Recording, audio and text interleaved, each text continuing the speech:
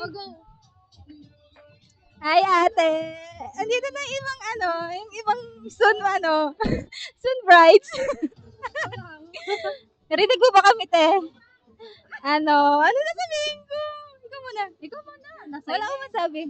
Ate, ang ganda ko. Ano yan? Congrats sa inyong dalawa ni Kuya Richard. Umiyak ako kanina. Kasi, walang ganon. ano, I'm so happy for the both of you. Um, sobrang, ganda ng story niyong dalawa. And, Hawa ka mo to Ako na. si Aika kasi ang gulo. Ayun. Ayun. Enjoy the day hanggang sa honeymoon yung dalawa. Thank you.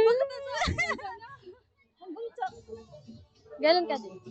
Oh, kamo ganun ka. Hello? I-click mo nga yung picture. Ayun, so, sabihin ko sana happy birthday, wedding pala. Congratulations, Tita Madge and Kuya Richard. Tito Richard. Congratulations. Yeah, I'm very out of words right now. But all I want to say is congratulations and deserve na Happy New Year.